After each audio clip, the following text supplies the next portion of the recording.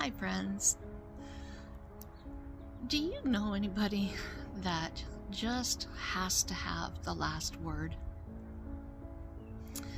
Maybe your partner, your spouse, your children, maybe your best friend, family members. They just have to have the last word in everything. Well, that's kind of what we're talking about today. Getting the last word.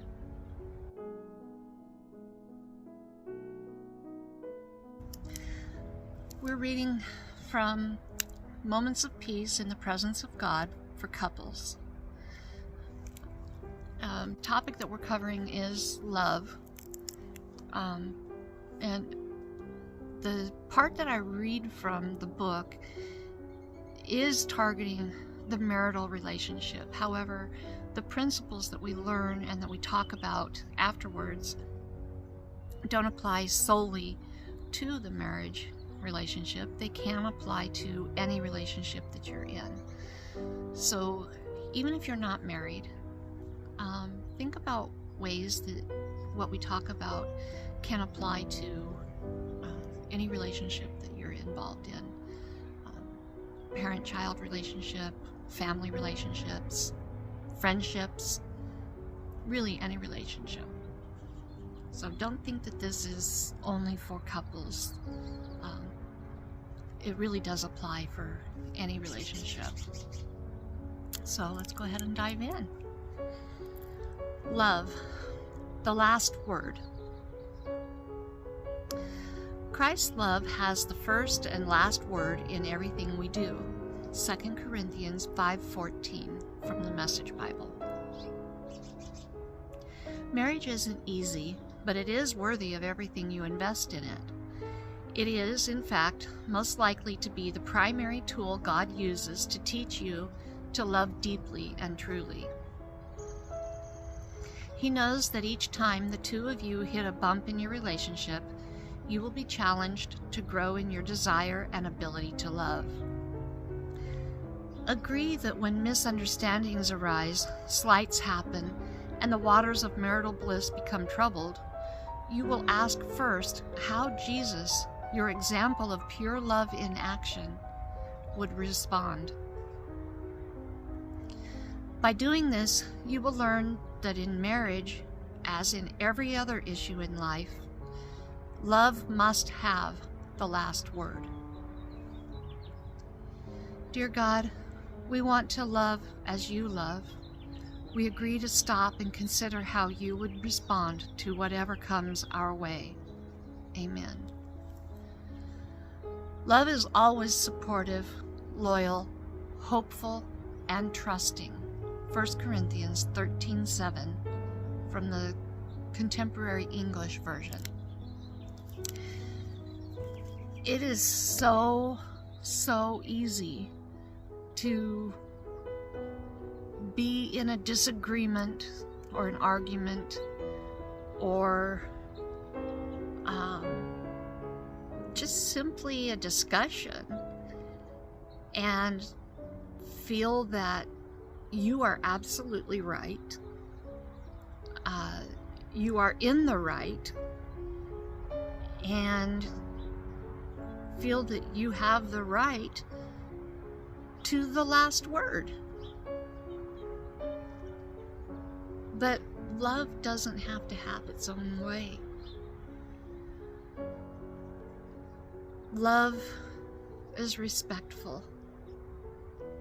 And just because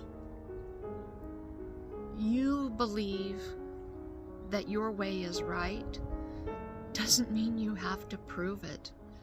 If you are truly right, it will come out. The truth always has a way of being found out.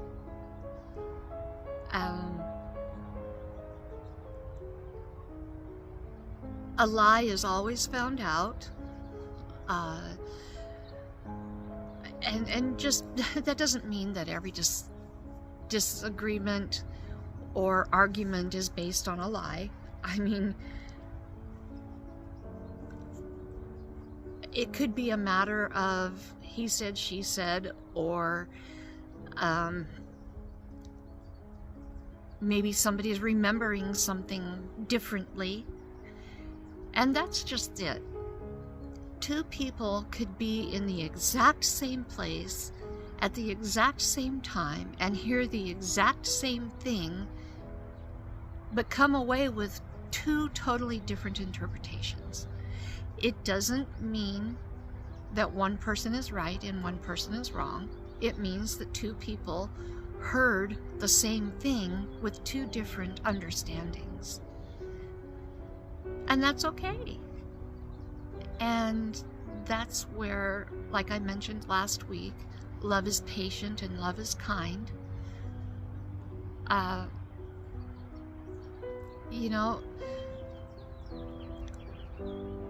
When you're in a relationship, you have to be tolerant of each other's opinions.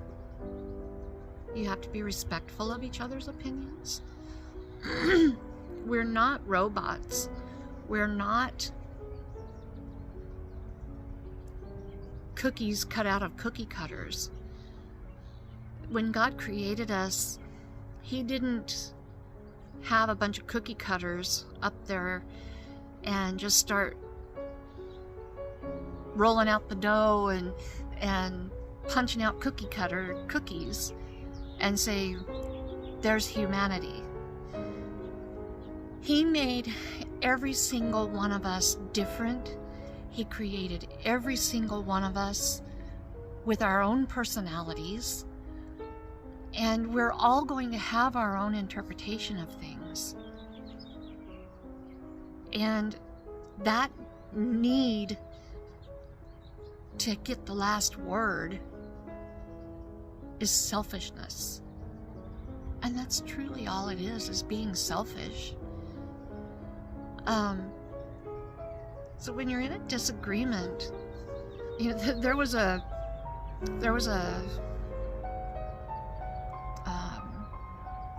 I guess you'd call it a fad years ago, WWJD, what would Jesus do? And in a lot of ways, I think we need to bring that back. I don't think it needs to be a cliche. I think it needs to be a lifestyle. I think that we need to stop and ask ourselves, personally and privately, it doesn't need to be done outwardly, but I think we need to take time to ask ourselves, what would Jesus do in this situation? Would He seek to get the last word? Does love, God is love. Does love need the last word? No, I don't believe so. Because if God needed the last word, He would have insisted that we do exactly what He tells us to do. But instead, He gave us a mind, a will, and emotions, and He gave us a free will to choose Him. He didn't say, you will choose me, and you will bow down and worship me here on earth. He wants us to love Him as much as He loves us, but He doesn't force us to love Him. We want our spouse to respect us, and we want our spouse to love us. We want our spouse to respect our boundaries. But we can't force them to, or it wouldn't be true love. It wouldn't be true respect. And we wouldn't appreciate it. But when it's given freely, then we appreciate it, and we want to do the same for them. With our children, We want their respect. But if you try to force them to love you, if you try to force them to obey you, you try to force them to respect you, they don't. They will do what you tell them to out of fear, but they don't respect you. They don't love you the way that you want them to. And when they get older, they'll turn their back on you. They won't want to be around you. You try to force a friend to do what you want them to do. You try to force a friend to think the way that you want them to think. They're not going to be your friend for very long. They're going to walk away and find somebody else to be a friend to that will respect them and treat them the way they want to be treated, the way that they should be treated. You heard from the time you were a child, do unto others as you would have them do unto you. At least that's what I always heard. And I always try to remember that. If I don't want to be treated that way, then I shouldn't treat others that way. So if I don't want to be disrespected, I need to not disrespect my spouse, my children, my parents, my friends, my pastor, law enforcement, you name it. If I don't want to be disrespected, then I don't disrespect others. Because if I disrespect them, they will disrespect me back. And that's really what we're talking about is, when you talk about getting the last word in, respect and love. I think about it, a parent of a teenager or a preteen. You tell them, go to your room, and they're like, fine. And you're like, fine, fine, fine. And whoever says fine last gets the last word. Usually it's the teenager, unfortunately.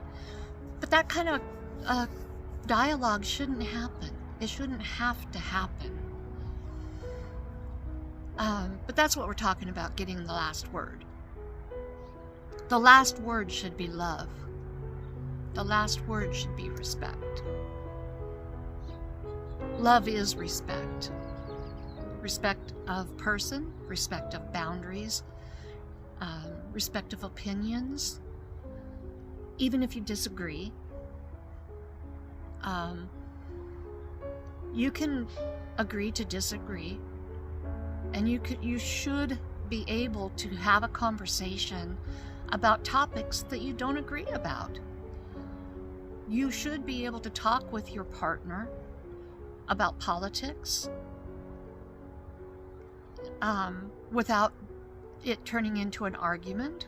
Even if you have differing opinions about the politics, you should be able to talk to your partner or your friend or whomever about religion, about child rearing, about yard work, housekeeping, any number of topics, and not have to get the last word. It should be able to be a respectful conversation and not have to have the last word. So I remember years and years ago being told that if you're in the middle of an argument, stop, pray, and ask God to bring peace to the situation, and then discuss. And I firmly believe that that is a good way to handle a disagreement with a spouse especially, but also with children. If you see that your situation is escalating, stop, pray, discuss. Stop, pray, discuss. I really feel that can work if both partners, both people are willing to stop and pray together and then discuss. I think more situations can be diffused that way. Anyway, that's what I have for you today, and I pray that you have a very, very blessed week. I will see you back next Thursday for your Thought for Thursday. This is Karma with Lewis Acre Farm, and I hope you have a glorious day. Thank you.